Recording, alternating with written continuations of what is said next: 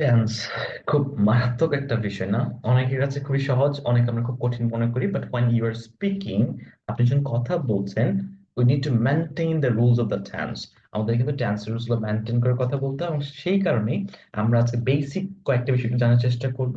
যে টেন্স গুলো জানলে আপনি ইজিলি কিন্তু আপনি ট্রান্সলেট করতে পারেন, বাংলা বাক্যগুলোকে ইংলিশে ট্রান্সলেট করতে পারবেন, বা বাংলার মতো করে ইংরেজি বানিয়ে বানিয়ে লিখতে পারবেন, সে অথবা কথা বলতে পারবেন। এই বিষয়ে কথা বলবো আজকের এই ভিডিওটাতে।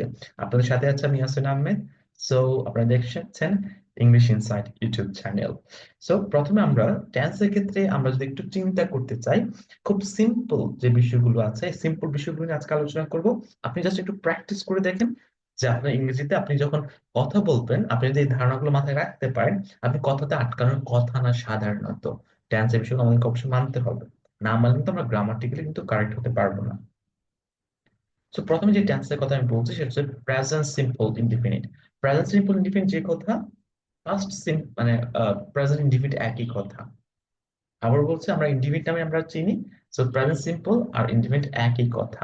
এই ক্ষেত্রে প্রেজেন্ট ইনডিফিনিট সাধারণত এই যে বাক্যগুলো আমি লিখেছি, যেমন আমরা খুব সবসময় কিন্তু ব্যবহার করি যে আমার নাম হচ্ছে এটা, আমি প্রতিদিন স্কুলে বা কলেজে যাই, আমার বাবা ব্যাংকে কাজ করেন, আমরা ভারতে বা বাংলাদেশে থাকি, আমার ভাই রোহিত ইংল্যান্ডে বাস করে, সে একটি দোকানে কাজ করে, সে ইংরেজি কথা বলে। এই যে এরকম কথা কিন্তু খুব ফ্রিকুয়েন্টলি আমরা প্রত্যেকটা দিন ব্যবহার করি। জাস্ট এই স্ট্রাকচারটা জানলে কিন্তু আপনি এগুলো ট্রান্সলেট করতে পারবেন। স্ট্রাকচারটা কি? স্ট্রাকচারটা হচ্ছে সাধারণত প্রেজেন্ট টেন্সে যখন এরকম ভাবে বাক্যগুলো হয়ে থাকে সিম্পল প্রেজেন্টে, তখন আমরা সাধারণত সাবজেক্টের পরে ভার্ব বসাই। সাবজেক্ট উপর ভার্ব বসান, ভার্ব প্রেজেন্ট ফর্ম থাকে সাধারণত। আর যদি subject third person singular number হয়, তাহলে ভার্বের সাথে এস বাই এস যুক্ত করতে হয়। তাহলে হয়ে গেল। তার মানে এই যে আমরা বলছি যেমন আই ওয়ার্ক, আমি কাজ করি, এখানে থার্ড পারসন সিঙ্গুলার নাম্বার না, সেখানে কিন্তু ভার্বের সাথে এস বাই এস যুক্ত হয় নাই। আর যখন হি, রাজা, সোমা, হি, মাই ব্রাদার টম, এগুলো থার্ড পারসন সিঙ্গুলার নাম্বার, সেখানে কিন্তু আমরা এখানে ভার্বের সাথে প্রত্যেকটাতে এস বাই এস যুক্ত করেছি। তো সেই ক্ষেত্রে প্রেজেন্ট টেন্সে সিম্পল এই জিনিসটা আমাদের মাথায় রাখতে হবে, যে সাবজেক্ট যখন থার্ড পারসন সিঙ্গুলার নাম্বার হবে, তখন এই যে এইগুলোর মতো করে, এই যে এখানে যেগুলো আছে আমাদের, হি, রাজা, সোমা, মাই ব্রাদার টম, এক্ষেত্রে কিন্তু প্রত্যেকটাতে ভার্বের সাথে আমরা অ্যাস বেস যুক্ত করেছি। যেখানে আমি কাজ করি আই ওয়ার্ক হয়, সেখানে সে কাজ করে হি ওয়ার্কস। তুমি খেলো ইউ প্লে, বাট রাজা প্লেজ, কারণ রাজা থার্ড পারসন সিঙ্গুলার নাম্বার। আমরা যদি এখন এটা এই স্ট্রাকচারে করতে চাই নিচের অংশটাকে, যেমন আমার নাম, তোমার নাম বলতে হবে আমি প্রতিদিন স্কুলে যাই, আই গো টু স্কুল, গোজ হবে না কারণ আই হচ্ছে সিঙ্গুলার, বাট থার্ড পারসন না। আমার বাবা ব্যাংকে কাজ করেন, মাই ফাদার ওয়ার্কস, ওয়ার্কস হবে অ্যাট আ ব্যাংক, একটা ব্যাংকে কাজ করেন। তো এখানে ওয়ার্ক না হয় ওয়ার্কস হয়েছে কেন? কারণ আমার বাবা থার্ড পারসন সিঙ্গুলার নাম্বার। এরকম সবগুলো বাক্যের ক্ষেত্রে স্ট্রাকচার একটাই, সাবজেক্ট, তারপর হচ্ছে ভার্বের বেস ফর্ম, অথবা মানে এর সাথে মাঝে মাঝে এস বেস যুক্ত হয় যখন থার্ড পারসন সিঙ্গুলার নাম্বার হবে। তো সিম্পল।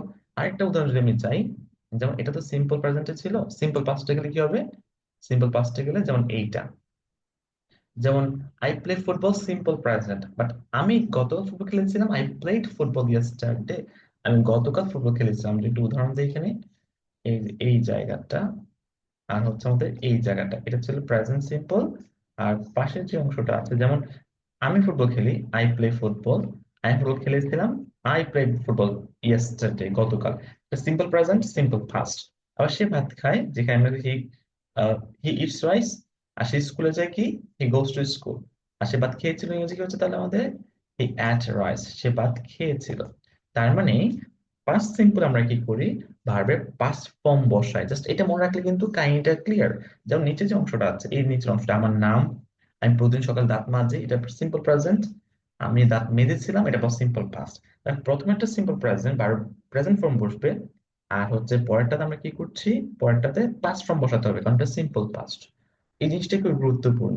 একইভাবে সিম্পল ফিউচার অর্থাৎ ফিউচার ইন্ডিপেন্ডেন্ট যখন আমরা যাবো, সেক্ষেত্রে আমাদেরকে জাস্ট কথাগুলো একটু চেঞ্জ হচ্ছে। আমার নাম এটা, আমি কলেজে পড়ি, এখন আমি মিক্স করছি, আমি আগামীকাল কলেজ যাবো, এই যে কলেজ যাবোটা হচ্ছে, এটা কিন্তু ফিউচার ইন্ডিপেন্ডেন্ট হয়ে গেল। সেক্ষেত্রে আমরা এই যে উইল প্লে খেলবো, উইল ইট খাবো, উইল গো যাবো, এই যে যাবোটা উইল গো হয়ে যাবে। তাহলে আমরা একটা কথা বললাম স্পষ্ট বুঝতে পারছি, গো যাবো, ওয়েন্ট গিয়েছিলাম, সরি, গো যাই, গো মানে যাই, ওয়েন্ট মানে গিয়েছিলাম, আর ফিউচার উইল গো যাব। ইট মানে খাই, তা আমি খেয়েছিলাম যদি হয় অ্যাট হবে, আর then খাবো হয় উইল ইট হবে। এই তিনটে জাস্ট একটু প্র্যাকটিস করলে কিন্তু আমাদের কথাতে, যেন যে পুরো 4টা লাইন এখানে, এই 4টা লাইন কিন্তু এই জায়গাটা দিয়ে করা যাবে। আমরা প্রতিনিয়ত এই সেন্টেন্স গুলো ব্যবহার করছি। আমরা যদি জাস্ট এই 3টে টেন্স জানি, এই 3টে tense simple present, simple past আর সিম্পল ফিউচার, তাহলে কিন্তু আমাদের সকল ট্রান্সলেশন গুলো খুব সহজে কিন্তু আমরা করতে পারবো। যেমন এই উদাহরণটা যদি একটু দেখি, আমার নাম, আমি কলেজে পড়ি, তোমার সিম্পল প্রেজেন্ট, আমি আগামীকাল কলেজ যাব, সিম্পল ফিউচার বা ফিউচার সিম্পল। আর আমার ভাই ফিরোজ একটি ব্যাংকে কাজ করে, কিন্তু প্রেজেন্টে চলে আসলো, তাহলে হচ্ছে প্রেজেন্ট সিম্পল। আগামীকাল মানে ব্যাংক আজ বন্ধ, এটা কিন্তু সিম্পল প্রেজেন্ট। আবার আগামীকাল খুলবে, এটা হচ্ছে ফিউচার সিম্পল হয়ে গেল। তুমি আগামীকাল কাজটি করবে, ফিউচার সিম্পল হয়ে গেল, ফিউচার ইন্ডিফিনিট। রাজীব আগামীকাল ফুটবল খেলবে, ফিউচার সিম্পল হয়ে গেল। তাহলে আমি স্ট্রাকচারটা একটু বুঝে যদি আমি কথা বলতে পারি, তাহলে কিন্তু এটা আমার জন্য খুবই সহজ।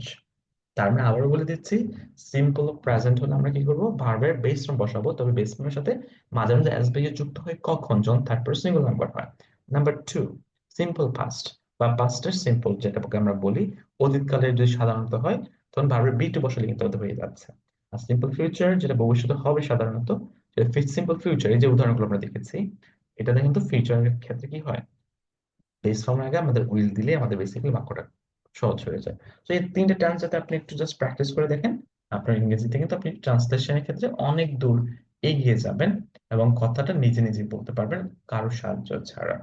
So that's all for today. আশা করছি ভিডিও ভালো লেগেছে। ভিডিও ভালো লাগলে অবশ্যই কমেন্টে জানাবেন, এবং নেক্সট ভিডিওটা কোন টপিকে হতে পারে let me know. আর চ্যানেলটা এখন সাবস্ক্রাইব করে না থাকলে, so do subscribe the channel. Thank you very much. Wish you all the very good luck.